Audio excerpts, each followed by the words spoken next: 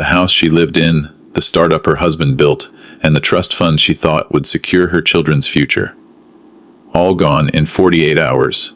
But I'm getting ahead of myself. There's a particular kind of silence that settles over a room when someone you love looks at you with contempt.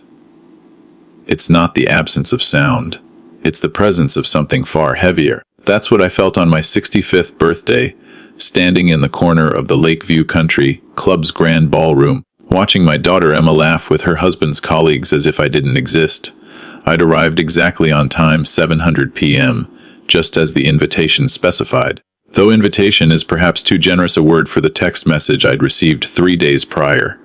Birthday dinner at the club, 7:00 p.m. Saturday. Try to dress appropriately this time, Dad. I wore my best suit, the navy one I'd bought 15 years ago for Emma's college graduation. It still fit, though the fabric had worn thin at the elbows. I'd polished my shoes until they shone.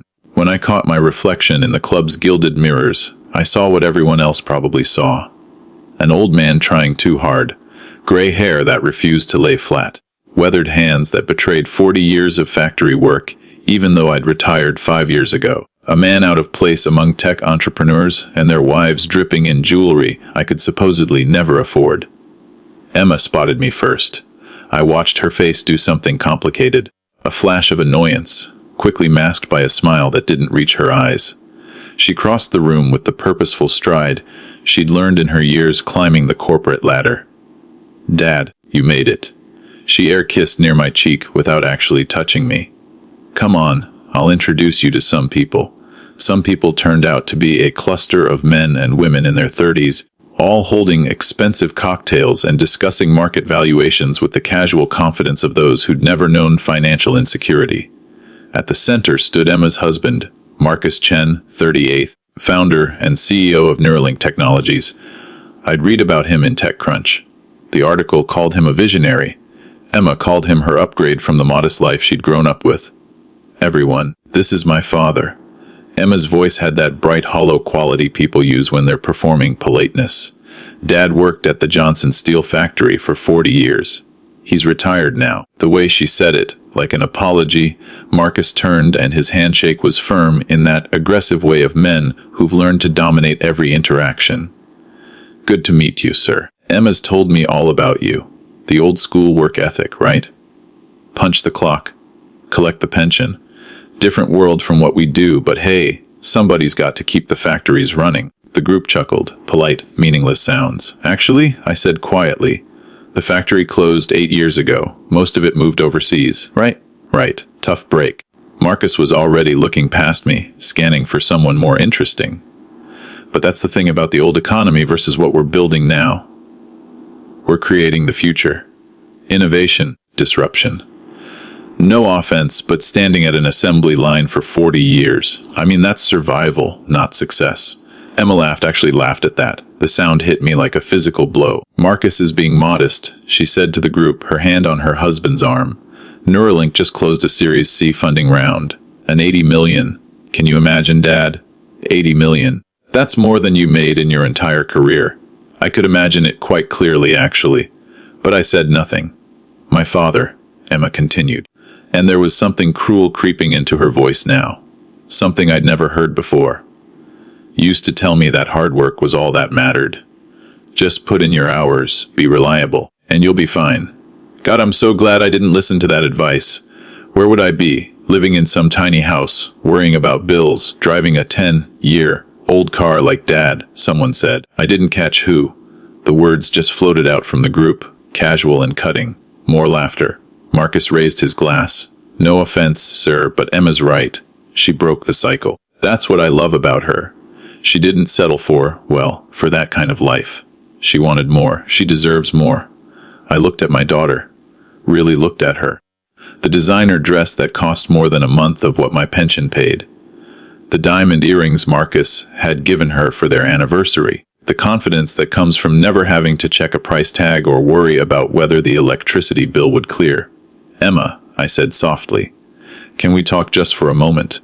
Dad, we're in the middle of celebrating. Can it wait? I suppose it can. I stayed for dinner. They'd seated me at the far end of the table away from the important guests. I ate in silence while conversations swirled around me about IPOs and stock options and vacation homes in Aspen. Emma gave a speech thanking everyone for coming to celebrate her father's birthday, but she spent more time talking about how far she'd come from her humble beginnings than anything about me. When dessert came, Marcus stood up. "One more toast," he said, slightly drunk now, to Emma's old man. "You know, my own father built a successful software company in the 90s, left me, and my brother, a hell of a legacy. I always wondered what it would be like to come from simpler circumstances, to have to build everything from scratch like Emma did. It's impressive, really. She's a self-made woman." He raised his glass toward me. The table joined him. I sat there, their charity disguised as respect, and felt something inside me go very quiet and very still. I didn't make a scene. I thanked them for the lovely evening, kissed Emma on the cheek she allowed it this time, barely, and drove home to my small ranch house in the suburbs, the one Emma had mentioned, with such dismissive pity. The house she didn't know I'd bought with cash 30 years ago, when I'd made my first successful investment.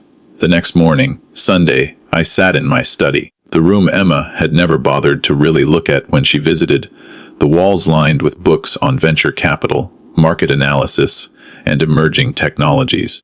The filing cabinet containing 3 decades of investment records. The laptop connected to accounts she'd never known existed. I made a phone call first, then another, then several more. By Sunday evening, the first domino fell. Emma called at 9:00 p.m. Her voice was strained. "Dad, something weird is happening. The management company that owns our house just sent an eviction notice. They're claiming the lease was terminated. There has to be some mistake." "That's terrible," I said. "What will you do?" "I don't know. Marcus is on the phone with our lawyer right now. This is insane. We've never missed a payment. The notice says the property owner exercised a termination clause in the lease agreement." "Who does that? Who kicks out tenants who pay on time?" "Someone who owns the property and wants it back. I suppose this isn't funny, Dad. We have to be out in 30 days. "I'm sure you'll figure something out. You're resourceful. You said so yourself last night." There was a long pause. "Is there something you're not telling me?" "Get some rest, sweetheart. I'm sure everything will work out." I hung up before she could respond. Monday morning brought the second wave. Marcus Chen discovered that Neuralink Technologies Series C, funding around the $80 million he'd bragged about, had a problem. The lead investor, a firm called Meridian Ventures, had backed out. The money was gone. All of it. What Marcus didn't know was that Meridian Ventures was one of 7 venture capital firms I'd founded over the past 25 years. Each one operated independently, managed by bright young partners I'd mentored and funded. None of them bore my name. Most people in the tech world had never heard of me. I liked it that way. I'd been investing in startups since the early 2000s when a kid from Stanford pitched me his idea for social networking software in a coffee shop. I'd given him $100,000 from what was left of my factory wages and some smart stock picks. That $100,000 turned into $47 million when his company sold to Facebook. I'd rolled those earnings into more investments, then more, then more. For decades, I'd lived quietly, modestly, not out of necessity, but out of preference. I'd learned early on that wealth attracts the wrong kinds of attention. It changes how people see you, how they treat you. I wanted to be loved for who I was, not what I had. Emma's mother had known before she passed. She'd understood why I kept working at the factory even after we didn't need the income. Why I drove old cars and wore worn suits. "You're protecting yourself," she'd said once. "But someday you might need to protect our daughter from herself." I hadn't understood what she meant then. Marcus called me Monday afternoon. His voice was tight with barely controlled panic. "I need to talk to you about something. Can you meet me?" We met at a quiet diner near my house. Marcus looked like he hadn't slept. His expensive suit was wrinkled, his hair uncombed. "The funding fell through," he said without preamble. "There $80 million just gone. Meridian Ventures pulled out claiming concerns about market conditions, but I know that something else is going on. That's unfortunate." "Unfortunate? It's a disaster. We've got runway for maybe 2 months. I've already had to let go of 20% of my staff. The board is talking about replacing me." He ran his hands through his hair. "And now this thing with the house. Emma's freaking out. We can't find another place in our budget that isn't a massive downgrade. Perhaps you could look at something simpler. A modest home like mine. He looked at me like I'd suggested living in a cardboard box. You don't understand. We have a certain standard. People expect things from us. Emma's friends, my colleagues. We can't just downgrade. Why not? Because that's not who we are. I took a sip of my coffee. Who are you? Marcus. I'm a CEO, a tech entrepreneur. I built something from nothing, did you? What's that supposed to mean? Nothing. Just a question. He stared at me, something dawning in his eyes, suspicion mixing with confusion. Emma said you were just a factory worker, that you never made much money. Emma said a lot of things Saturday night. What are you saying? I'm saying that sometimes the people we dismiss as failures understand more than we think. He left without finishing his coffee. Monday night, Emma called again. This time she was crying. Dad, everything is falling apart. Marcus' company is in trouble. We got the eviction notice officially served today. And now her voice broke. My trust fund. The one you set up for me when I was born. The bank called and said it's being dissolved. Is that so? Dad, that was going to be for the kids' college for emergencies. That was my safety net. How is this happening? Did you do this? The trust fund was set up with specific conditions, Emma. Do you remember what they were? What? No. It was years ago when I turned 21. You said it was mine. Not quite. I said it would be yours as long as you honored the family. As long as you remembered where you came from. As long as you treated the people who loved you with respect. Silence on the other end. Saturday night. I continued, my voice still calm, still quiet. You introduced me to your husband's friends, as if I were something to be ashamed of.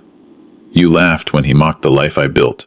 You told a room full of strangers that you were glad you didn't listen to my advice. Didn't settle for that kind of life. The kind of life that fed you, clothed you, sent you to private school, and paid for your college education. Dad, I didn't mean the house you live in. I bought that property in 2008 during the crash, paid $800 in cash.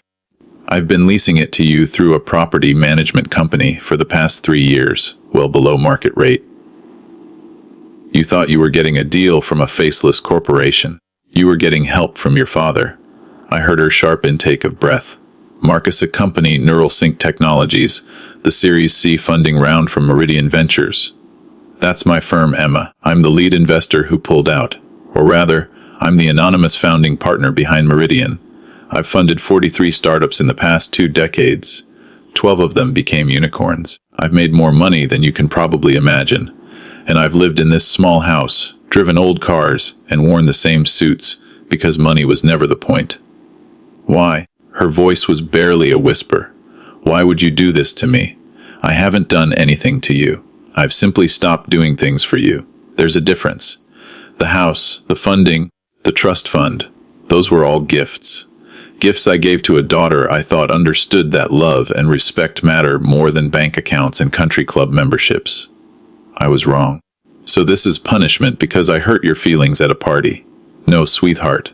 This is a lesson, one I should have taught you years ago. She hung up. Tuesday morning, Marcus called back. His voice was different now, harder. You're Meridian's founding partner. You, among other things. This is blackmail. You're destroying my company because your feelings got hurt. I'm withdrawing my investment because I no longer believe in the leadership. That's business, Marcus. You understand business, don't you? You're the visionary who explained to me that innovation and disruption matter more than old-fashioned values like loyalty and hard work. I could sue you. You could try. You'd lose. The investment agreement has clauses that give me considerable latitude in withdrawing support. My lawyers were very thorough. Why are you doing this? Because Saturday night you stood in front of a room full of people and mocked the idea that hard work matters. You called 40 years of my life survival, not success. You made my daughter believe that the only thing worth respecting is money and status. And I realized I'd failed her by letting her believe those lies. So, what do you want? An apology. You want us to gravel. I want you to understand that the measures of a person have nothing to do with how much money they have or how impressive their job title sounds. I want you to learn what Emma apparently forgot. That dignity and respect aren't things you buy or earn through achievements. They're things you give to others because you're decent enough to recognize their humanity. You're insane, perhaps, but I'm insane with enough resources to make life very difficult for people who mistake kindness for weakness. He hung up on me that time. Wednesday, things escalated. Emma showed up at my house. She didn't knock. She still had a key from years ago, and she used it, bursting into my kitchen where I was making lunch. How could you? She was furious, trembling with rage. Do you have any idea what you've done? Marcus had to lay off 60 more people today. 60 people who have families, mortgages, kids. They lost their jobs because you got your feelings hurt. I'm sorry those people lost their jobs, I said, meaning it. But Marcus made promises he couldn't keep. He spent money he didn't have. He built a company on my investment and then publicly mocked me for my life's work. Actions have consequences. You're being petty. Cruel. Am I? Tell me, Emma, when was the last time you asked about my life? Not out of obligation, but genuine curiosity. When was the last time you visited me because you wanted to, not because it was my birthday or Christmas? She faltered. I've been busy. Too busy for your father, but not too busy to cash the checks I sent for your children's birthdays. Not too busy to accept the anonymous donations that paid off your credit card debt 3 years ago. Not too busy to live in a house I subsidized or benefit from a trust fund I built over 25 years. I didn't know. You didn't want to know. You wanted to believe you'd achieved everything on your own. That you'd escaped the life I lived. That you were better than me. She sank into a kitchen chair. And for the first time since Saturday, I saw my daughter instead of the person she'd been performing. Her eyes were red. Her expensive manicure was chipped. She looked young again. And lost. I'm sorry, she whispered. I'm so sorry, Dad. For which part? For being ashamed of me. For letting your husband insult me. For laughing along with people who thought my life was worthless. Or for only apologizing now that you know I have money. She flinched like I'd slapped her. That's not fair, isn't it? If I'd stayed silent Saturday night, if I'd just absorbed the mockery and gone home and done nothing, would you be here now? Would you be apologizing? She didn't answer. We both knew the truth. I sat down across from her. I loved your mother very much. When she got sick, I spent every penny I'd saved to get her the best treatment. It didn't work. She died anyway. And before she did, she made me promise something. She made me promise to take care of you, but also to make sure you grew up understanding what really matters. I thought I'd done that. I thought I'd raised a woman who valued people over possessions, who understood that respect isn't bought. You did, Dad. You did raise me that way. I got lost somewhere. You married a man who values all the wrong things, and instead of standing up for what you knew was right, you became someone I didn't recognize. I can change. We can change. Marcus can learn. I shook my head. This isn't about Marcus. It's about you. You chose to laugh Saturday night. You chose to be embarrassed by your own father instead of defending him. You chose to value money over love. I made a mistake. You made a choice. And choices have consequences. She was crying now. Really crying in a way I hadn't seen since she was a little girl who'd fallen and scraped her knee. Part of me wanted to comfort her, to tell her it would all be okay. But the larger part of me, the part that had spent 40 years building something real only to watch her dismiss it in front of strangers, remained still. What happens now? She asked. Now you figure out who you are when you don't have money to hide behind. You and Marcus find a modest apartment. You live within your means. You learn that happiness doesn't come from country club memberships and designer clothes. Maybe you remember what I tried to teach you when you were young. And if we learn, what then? I stood up, walked to the window. Outside, the neighbors' kids were playing basketball in the driveway. Normal kids, normal lives. Then maybe we talk again. Really talk. Not about money or houses or investments. About family, about what matters. I love you, Dad. I know you do. But love isn't just words, it's action. It's respect. It's showing up for people even when they can't give you anything in return. She left after that. I watched her drive away in the BMW Marcus had leased. Another thing they couldn't really afford but had gotten to maintain appearances. Thursday brought silence. No calls, no visits. I spent the day in my study reviewing investment portfolios and talking with my partners about opportunities in renewable energy. Life went on.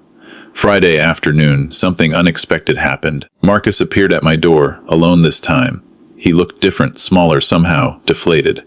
"Can we talk?" he asked. I let him in. We sat in my living room.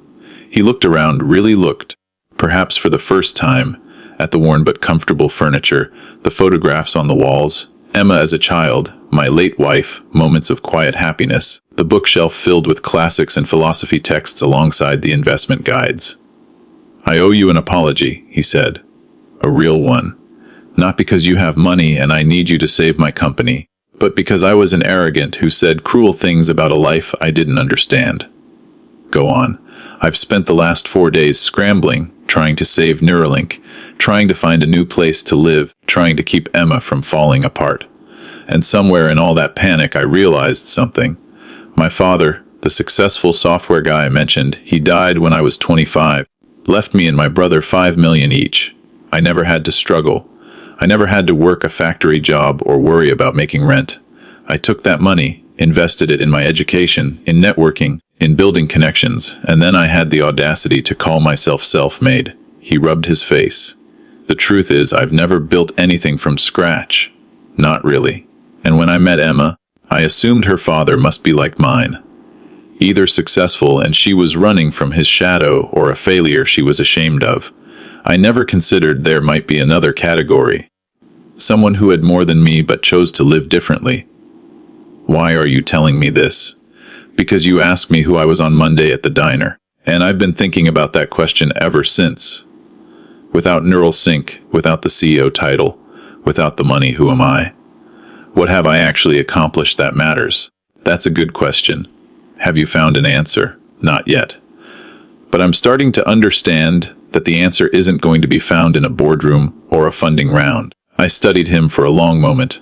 "What happened to Neuralink? We're probably done. I can't find replacement funding. The board forced me out yesterday. They're bringing in new leadership to try to salvage what's left. But honestly, I built the whole company on hype and promises. Maybe it deserves to fail. Maybe." Emma's devastated. "Not because of the money, I think. Because she hurt you. Because she realized she'd become someone she doesn't like. She barely speaks to me.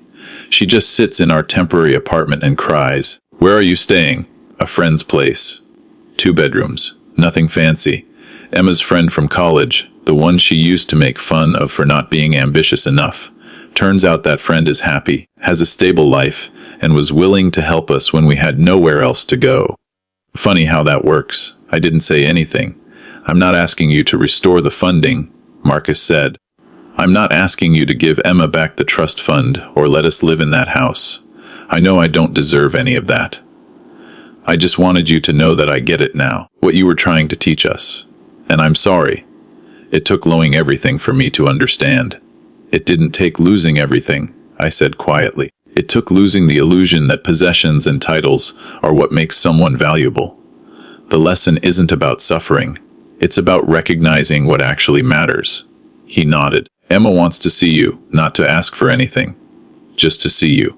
Is that okay? Tell her to come by Sunday. We'll have dinner. Nothing fancy, just dinner." He left. I sat in my living room as the evening light faded, thinking about choices and consequences and whether I'd done the right thing. Sunday came. Emma arrived at 50:00 p.m., exactly on time. She dressed simply, jeans and a sweater I recognized from years ago. No jewelry except her wedding ring. She looked nervous. "Hi, Dad." "Hello, sweetheart." I'd made pot roast, her favorite from childhood. We ate at my small kitchen table, not the formal dining room, for a while. We didn't talk about Saturday or the house or any of it. We talked about small things. She told me about my grandson's science project. I told her about the book I was reading. Normal conversation. Finally, over coffee, she said, "I've been thinking about something Mom used to say, that the richest person isn't the one with the most money, but the one who needs the least." She was wise. I didn't understand it when she said it. I thought it was just something poor people told themselves to feel better about being poor. But you're not poor, are you? You never were. Poverty and wealth are relative. I had enough, more than enough. But I didn't need people to know that to feel secure. Why not? Why hide it? Because I wanted to be loved for who I was. Because I'd seen what money does to families, how it creates hierarchy and resentment and competition. I wanted you to grow up normal, to understand the value of work, of genuine relationships, of living within your means. You succeeded for a while, but then I met Marcus and his world was so glamorous and exciting, and I got caught up in it. I started measuring my worth by his success, by what we could buy and who we knew, and how impressed people were when they heard his job title. And now I'm living in a borrowed apartment with a husband who's questioning everything about his life. And weirdly, I'm happier than I've been in years. Not because losing things is good, but because I'm remembering what I'd forgotten. That my best memories aren't from country club parties. They're from Sunday dinners like this. From being with people who love me, not what I have. I reached across the table and took her hand. I'm sorry I had to teach you that lesson so harshly. I'm sorry I needed to learn it that way. We sat in comfortable silence, the kind that only exists between people who truly know each other. What happens now? She asked eventually. With Marcus a company, with the house, with everything. What do you want to happen? I want to start over. Really start over. Marcus is looking for a regular job, not as a CEO, just as an engineer. We're going to find a small place we can actually afford. I'm going to go back to work, take a position that doesn't require 8 weeks. We're going to live like normal people. That sounds good. I want my kids to know their grandfather, the real one, not the version I was pretending existed, the struggling factory worker I was embarrassed by, the actual you who spent 40 years building something meaningful while staying true to his values. I'd like that very much. She squeezed my hand. Can I ask you something? Anything? Would you ever consider, not taking back everything completely, but maybe advising Marcus, teaching him how to build something real? He's actually brilliant when he's not performing for investors, but he doesn't know how to be authentic. He doesn't know how to create value instead of just chasing valuations. I considered this. If he's willing to learn, if he's willing to accept that, I might tell him things he doesn't want to hear. He is. We both are. Then we'll see. But Emma, understand something. If I help, if I choose to restore some of what I took away, it won't be because you apologized or because I feel guilty. It will be because you've actually changed, because you've shown me through your actions, not just words, that you understand what matters. I understand. And it won't happen quickly. You need to spend time living without safety nets, learning to appreciate what you have instead of always reaching for more. Can you do that? Yes. Then we'll revisit this conversation in 6 months. We'll see where you are, who you've become, and we'll talk about what comes next. She smiled, really smiled. For the first time since Saturday, thank you, Dad. Don't thank me yet. The next 6 months won't be easy. Good. I don't want easy anymore. I want real. She left as the sun was setting. I stood at my door and watched her drive away in the 10-year-old Honda she'd borrowed from her friend. As I closed the door, I thought about my late wife and the promise I'd made her to take care of our daughter, to make sure she understood what mattered. I thought I'd failed that promise when I heard Emma laugh on Saturday night. But maybe I'd been succeeding all along. Maybe the lesson just took longer to deliver than I'd expected. 6 months passed. Emma and Marcus found a small apartment in a modest neighborhood. They cut their expenses by 70%. Marcus took a senior engineering position at a stable mid-size company. Emma went back to work part-time as a consultant. They paid their bills, saved a little, and spent their weekends with their kids at parks instead of country clubs. They visited me every other Sunday. We had dinner, played with my grandchildren, talked about life. Slowly, I watched my daughter rediscover herself, the person she'd been before. She'd gotten lost in the pursuit of appearing successful. On the 6-month anniversary of that terrible birthday party, I invited Emma and Marcus to my study for the first time. I want to show you something, I said. I opened my filing cabinet and pulled out folders. Investment records spanning 3 decades, copies of founding documents for 7 venture capital firms, bank statements showing accounts they'd never known existed.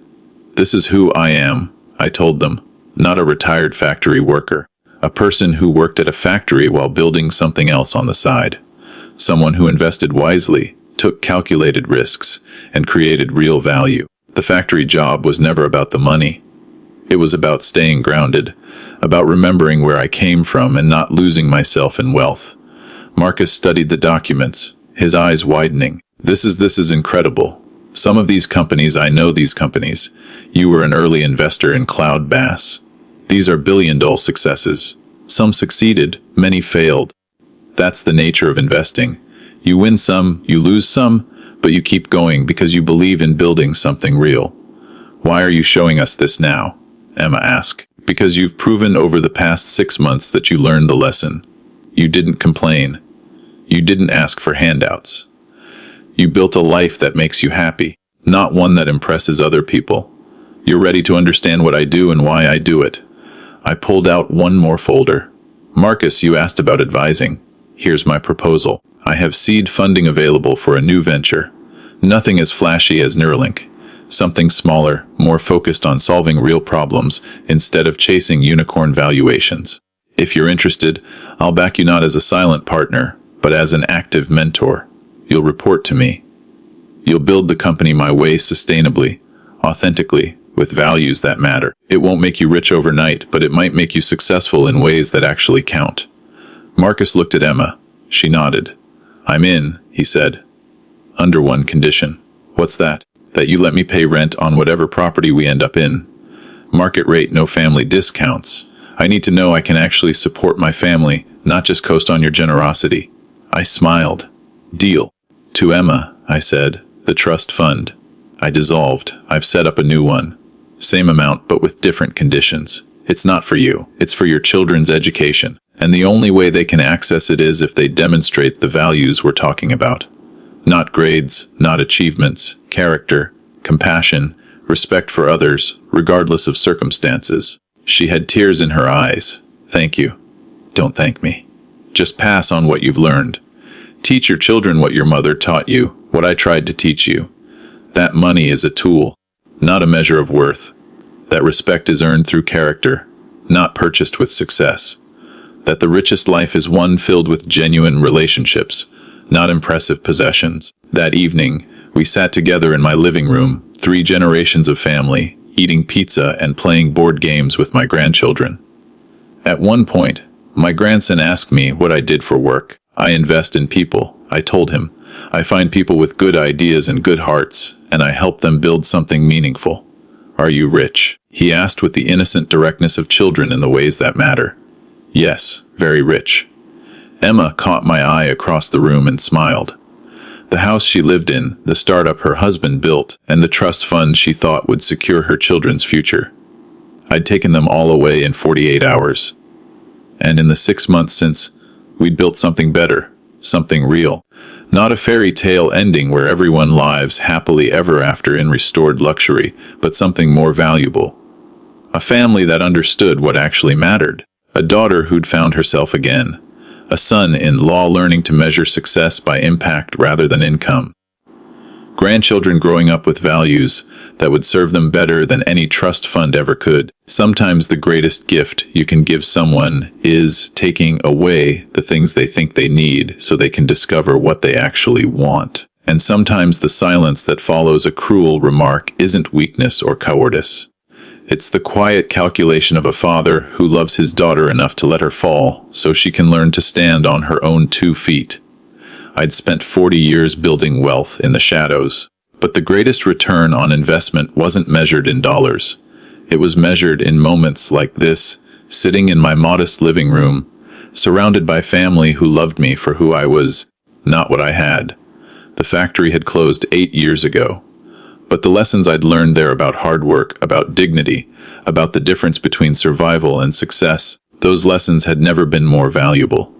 Marcus' new company, which we named Practical Solutions, launched 3 months later. It wasn't sexy. It didn't promise to disrupt industries or revolutionize technology. It simply created software that helped small businesses manage their operations more efficiently. Boring, practical, profitable.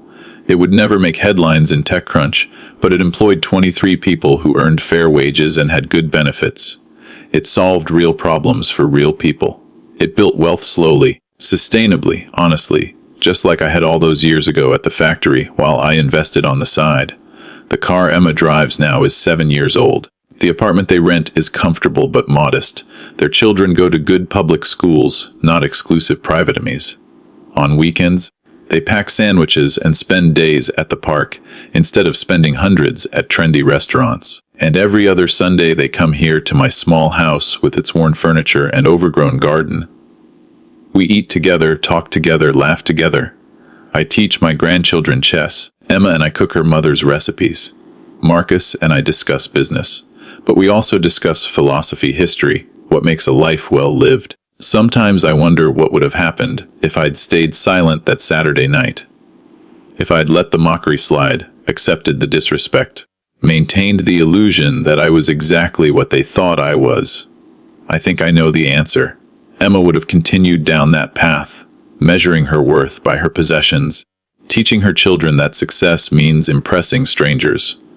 Marcus would have chased his next funding round, never questioning whether he was building something meaningful or just something flashy. And I would have spent my remaining years watching my family drift further from everything I valued, too conflict-averse to intervene, too afraid of being seen as petty to enforce boundaries. Instead, I'm sitting here on a Sunday afternoon listening to my daughter and son-in-law discuss their modest dreams for the future, while my grandchildren play in the yard. We're not rich in the way most people define rich, but we have something that no amount of money can buy.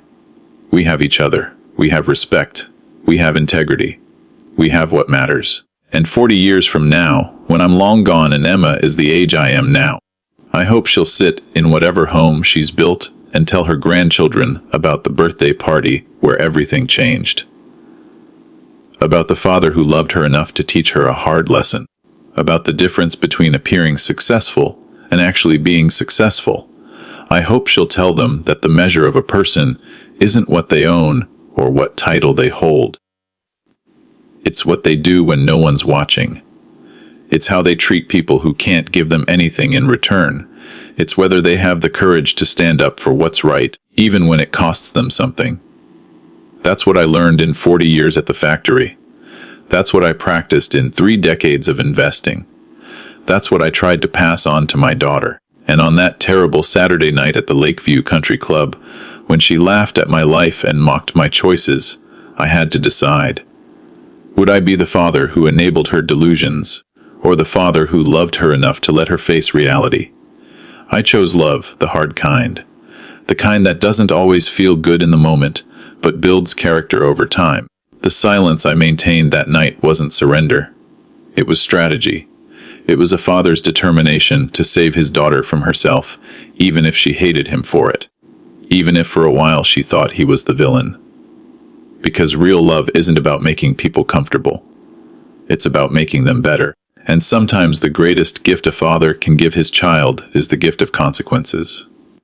The opportunity to learn that actions matter, that respect must be earned, and that happiness can't be bought, only built, one authentic choice at a time. That's the legacy I'm leaving behind. Not money, not property, not an empire of companies or a fortune in the bank. A lesson, simple but profound. Be true to your values, even when the world tells you they're worthless. Because in the end, values are all we really own. Everything else is just borrowed